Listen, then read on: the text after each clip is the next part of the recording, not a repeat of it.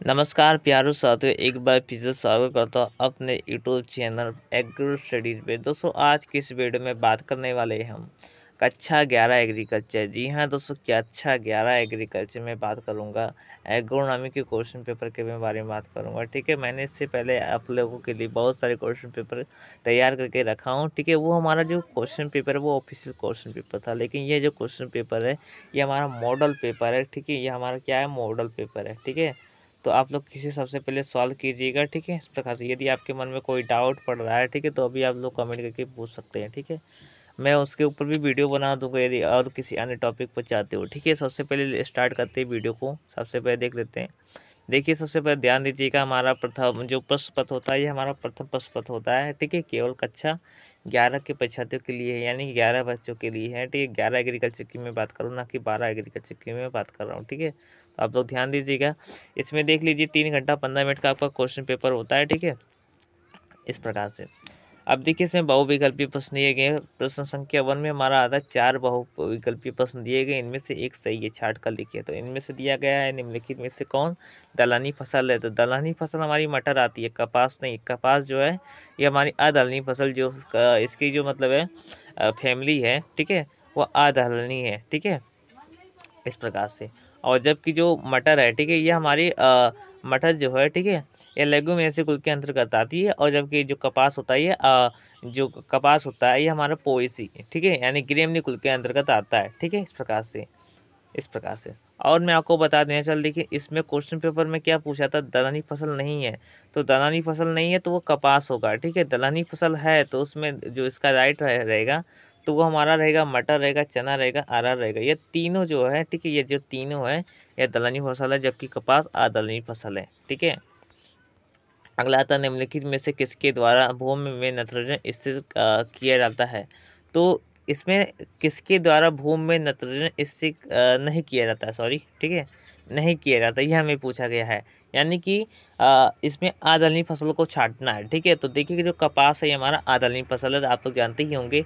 जो दलहनी फसलें होती है वो वायुमंडल की नाइट्रोजन को भूमि में स्थिरीकरण करती है। ठीक है, तो मूंगफली भी हमारा दलहनी है, और ये चना भी है हमारा, मटर भी दलहनी है।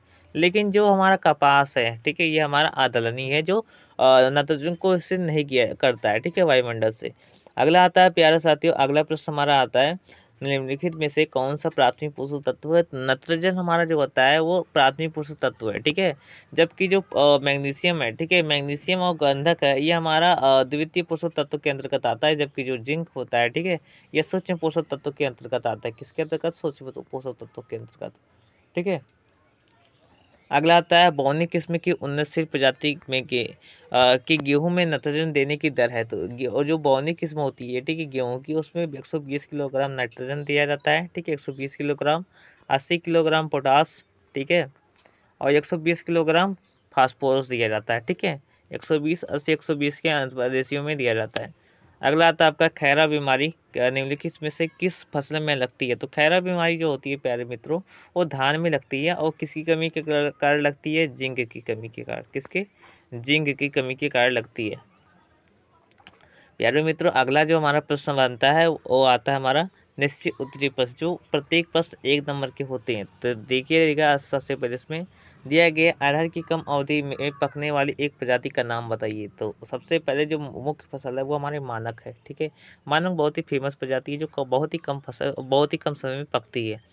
1 हेक्टेयर के लिए मक्का की बीज दर कितनी है। मोस्ट इंपॉर्टेंट है दोस्तों, आप लोग याद कर लीजिएगा, एग्जाम में पूछा जा सकता है। तो 1 हेक्टेयर में मक्का की जो बीज दर होती है 20 से 25 किलोग्राम, ठीक है, प्रति हेक्टेयर पड़ती है। ठीक है, प्रति हेक्टेयर पड़ती है।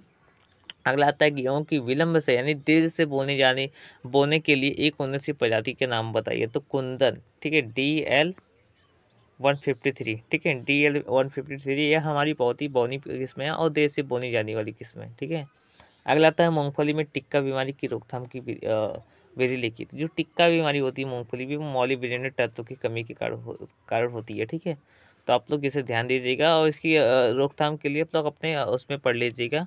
अब देखिए रोकथाम में इसमें दिया गया है, हमारा सबसे पहले ध्यान दीजिएगा, बीज को बोने से पहले कवकनाशी दवा, ठीक है, बाविस्टीन या वैनलेट से उपचारित किया जाता है। ठीक है, कवकनाशी दवा बाविस्टीन, वैनलेट और एरिटान आता है। ठीक है, एरिटान, एडिटान का आमतौर पर गन्ने में किया जाता है। ठीक है, अगला आता है सरसों की प्रति हेक्टेयर औसत उपज लिखिए। तो जो सरसों की औसत उपज होती है, सरसों की मैं बात कर रहा हूँ, ठीक है, वो प्रति हेक्टेयर की मैं बात कहूँ तो लगभग आपका जो हो जाता है 20 क्विंटल। ठीक है, 20 क्विंटल प्रति हेक्टेयर होता है। 20 दर जो पड़ता है आपका 10 किलोग्राम 20 दर पड़ता है। ठीक है, 5 से 10 किलोग्राम पड़ता है, लेकिन मुख्य रूप से 5 किलोग्राम पड़ता है। ठीक है, 20 दर। अगला आता है अति लघु उत्तरीय प्रश्न। तो अति लघु उत्तरीय प्रश्न में देख लेते हैं, गन्ने का शोधन लिखिए। तो गन्ने का शोधन एरिटान नामक दवा से किया जाता है। ठीक है, एरिटान नामक दवा से किया जाता है। ठीक है, इस प्रकार से।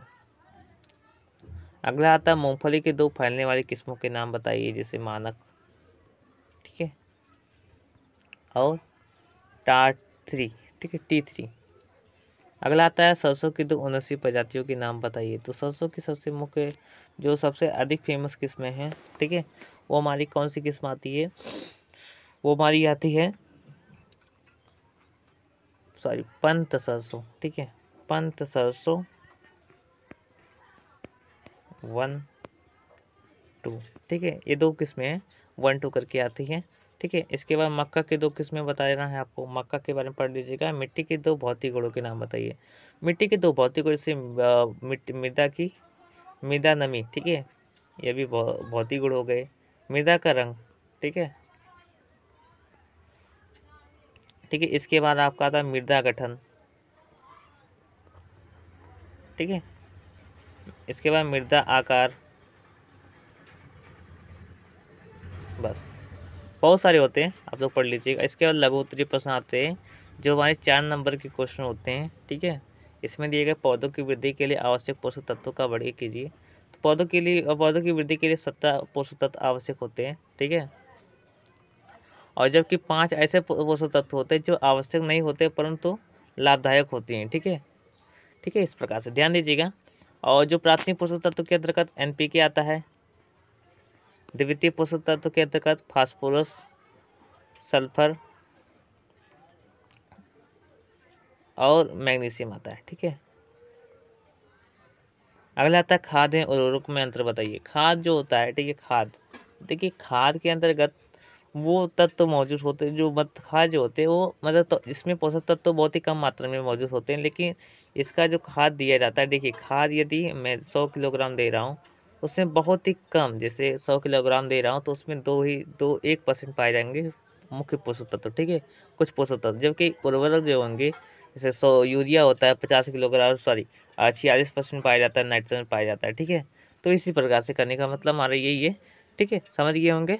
और जो खाद होता है, ठीक है, वो पौधों को अधिक मात्रा में देना पड़ता है, जबकि उर्वरक को बहुत ही कम मात्रा में दिया जाता है। जबकि खाद जो होता है, ठीक है, एक और बात है, खाद जो होता है वो मतलब वायुमंडल को प्रदूषित करता है। ठीक है, जबकि उर्वरक नहीं कर खाद वायुमंडल को प्रदूषित नहीं करता, जबकि उर्वरक वायुमंडल को प्रदूषित करता है। ठीक है, ध्यान दीजिएगा, वायुमंडल को भी करता है और फसल को भी बर्बाद कर देता है। ठीक है, यदि एक वर्ष ना छोड़ा जाए खाद तो। इसके बाद उर्वरकों की प्रयोग विधि लिखिए। तो उर्वरक को प्रयोग करने के लिए 2 मुख्य रूप से विधि प्रयोग की जाती है। ठीक है, 2 या 3 है। ठीक है, जैसे हमारा हाथ द्वारा किया जाता है, ठीक है, जिसे बोलते हैं फर्टिगेशन बोलते हैं। ठीक है, स्प्रे द्वारा किया जाता है। ठीक है, इस प्रकार से 2 मुख्य रूप से हैं, तो आपको ध्यान दीजिएगा। अगला आता है SRI पद्धति से धान उगाने की विधि लिखिए। ठीक है, अथवा प्रदूषण को नियंत्रण करने की उपाय लिखिए। तो प्रदूषण को आप लोगों के ऊपर चॉइस करता है, मतलब डिपेंड करता है कि आप लोग क्या लिख रहे हैं, या फिर इसे लिखिए या फिर SRI पद्धति से क्या समस्या इसके बारे में लिखिए।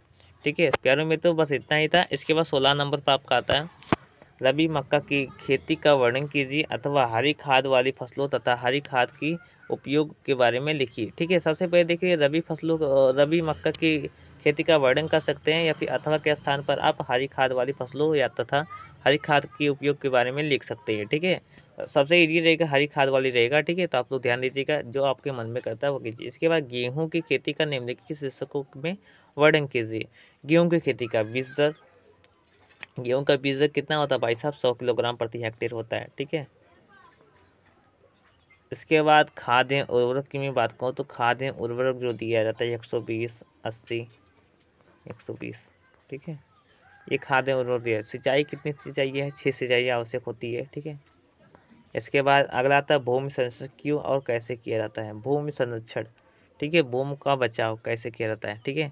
ये हमारा अथवा के आसान पता, आप इसे कर सकते हैं या फिर हम गेहूं की खेती का कर सकते हैं। गेहूं की खेती का बहुत ही आसान था, ठीक है। सो दोस्तों बस इतना ही क्वेश्चन पेपर था। हमारे टेलीग्राम चैनल पर इसे मैंने अपलोड कर चुका हूँ, यदि आपने ज्वाइन नहीं है, ठीक है, तो आप लोग जाकर ज्वाइन हो सकते हैं, ठीक है।